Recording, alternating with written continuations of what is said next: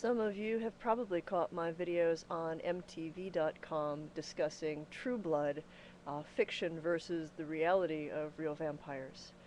Now, many of you probably are aware that I identify as a real vampire, and I've had a number of requests on the channel to add to the repertoire here of videos that cover the real vampire community.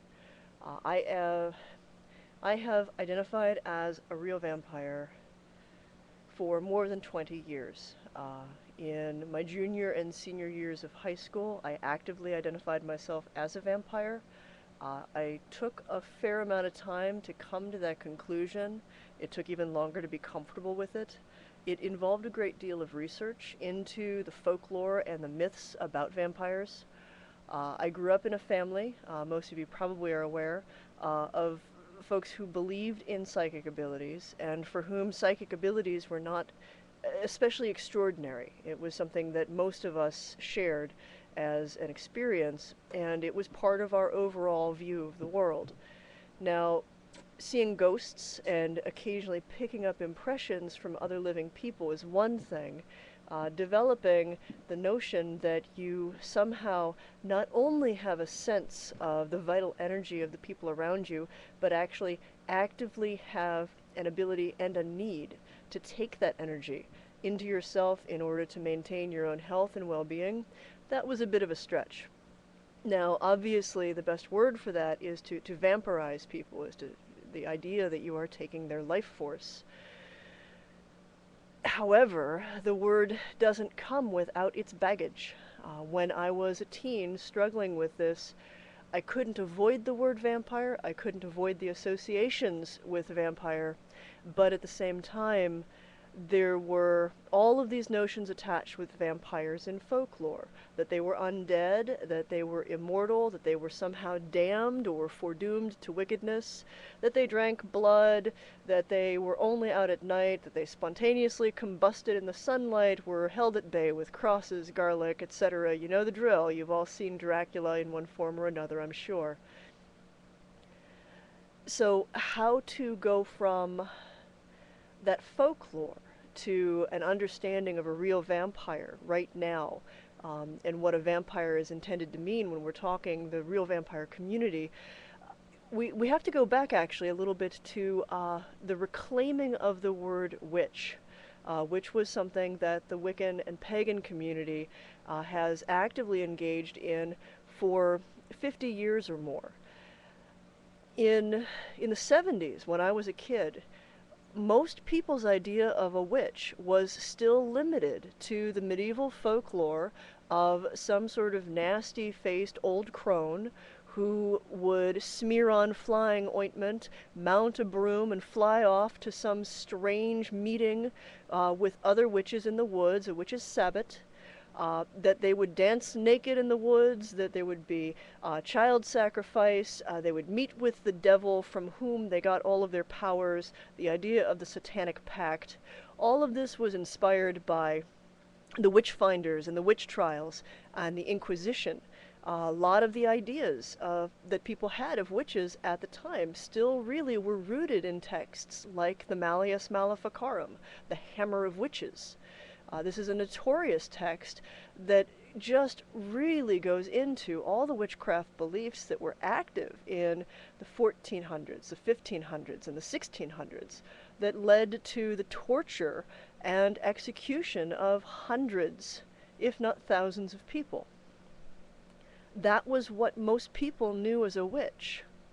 Now, if you flash forward to the middle 90s with Buffy, after The Craft, and then Charmed, we have a developing idea of the witch in media that is distinctly influenced by all of the work that major movers and shakers in the witchcraft community, Oberon, Ravenheart, Zell, Margot Adler, Starhawk, to name only a few, Scott Cunningham, probably the foremost proponent of Wicca, particularly the Solitary Path Wicca.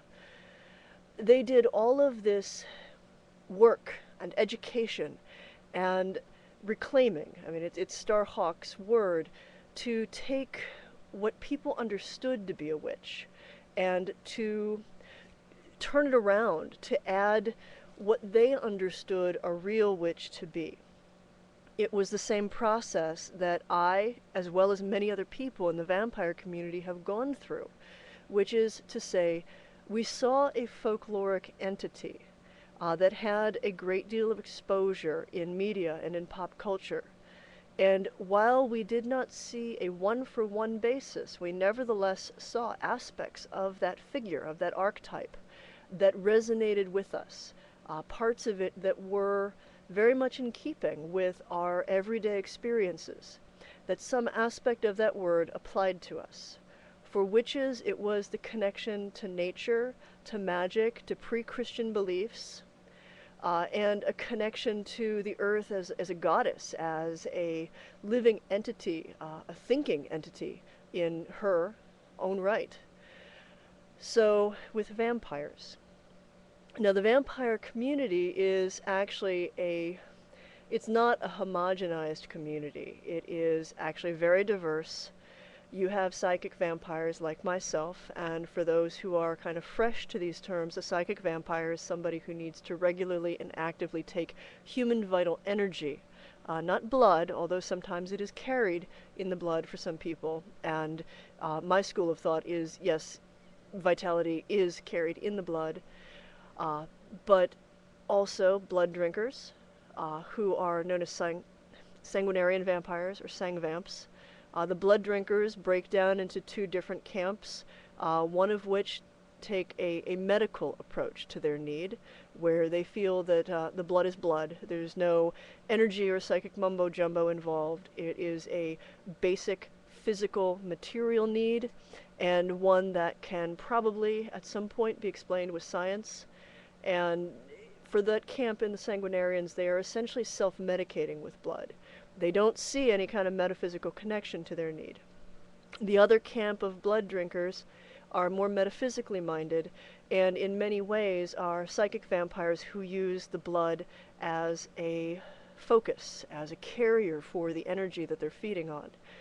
It is a rich touchstone that allows them to connect to the vitality of another. And for some in the metaphysical camp among blood drinkers, the exchange of blood from donor to vampire is a sacred, almost a ritualistic experience. Psychic vampires, again, vary. There are so many different ideas and interpretations for what causes psychic vampirism, for why somebody becomes a psychic vampire. Actually, I shouldn't say becomes a psychic vampire. Generally speaking, one thing that everybody in the community tends to agree upon: psychic, sanguine, and everything else in between. All of us alike feel that you were born this way. You cannot be turned, you cannot be made. There isn't some great vampire master who takes you under his wing and changes you into a vampire from an ordinary person. This is simply what we are. It is, in that respect, something that can be interpreted as an identity, or an innate quality. I have, in working with people who are advocates for other fringe communities, seen people draw a fair amount of lines between the vampire community and, for example, the gay community, because homosexuality is not a choice. It is a part of who you are. It can lead to choices in lifestyle, choices in how you present yourself. There are fashion statements that go along with it in certain aspects. It can influence your beliefs and how you present yourself in public. But at the core, it's not like you could erase your fundamental identity as that simply if you stripped away the outward appearances, simply if you stripped away the participation in the societies, the cultures, and the other aspects of it. It's just what you are in your skin and underneath it. So vampires are born, and for the longest time, those of us who were like this had no idea that there were other people like this. Prior to the internet, there was a vampire community, but it was not extensive, and it was not in any way, shape, or form a blanket, well-connected community. What you had were small, isolated groups, tiny groups of people who would reach out to one another in a geographic area and form a small group, similar, I would say, to a Wiccan coven, but not necessarily expressed as such. And then prior to the internet, in the early 90s to the mid 90s, there was a movement in the small press, magazines called zines. And Eric S. Held's Vampire Information Exchange Network, based out of New York City, was one of the prototypes of these kind of pen pal networks, written print newsletters and magazines through which people who identified as vampires would communicate, connect, and then these would allow them to move into real life interactions with one another. With the advent of the internet, the cost and the difficulty of producing print magazines, newsletters, pen pal networks, and that sort of thing was simply washed away with the ability to just post anything online that could reach anyone who had a computer. And the anonymity of the internet also led a great many people to come forward. 1997, notably, was a year in which a number of very influential vampire websites, Sphinx Cat's website, Sanguinarius's website, thecoven.org, and many others, all went live this year.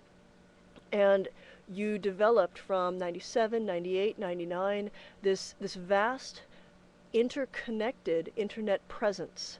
The waters were muddied, certainly, with a lot of crossover with role-playing sites. Vampire the Masquerade was popular at the same time, and there is an inevitable bleed over, if you pardon my pun, from one community to the next that probably requires a YouTube video all by itself.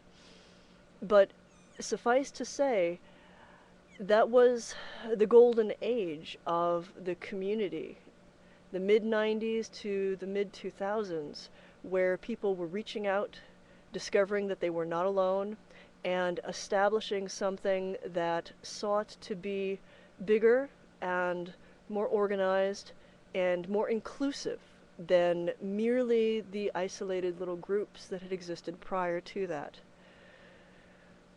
And since I'm nearing the time with this, why don't we end with the fact that what we have been doing from the early 90s and for some people from the mid 80s onward have been to reclaim the word vampire, to change what it means when it applies to a regular person, to revision the way we look at vampires, and to re-examine old myths and folklore that attest to the fact that there weren't just undead vampires, but that there were living people who were ascribed to the ability of vampirism as well, and that this is part and parcel of the vampire myth. In short, we looked for the grain of truth. Sometimes we didn't go looking for it, it was staring us in the face. And in seeing that grain of truth, we sought to make it ours, to polish it, to redefine it, and to create an identity that has influenced thousands of people at this point in time, and which now is picked up, carried, and reflected in a wide variety of different media, fiction and nonfiction alike.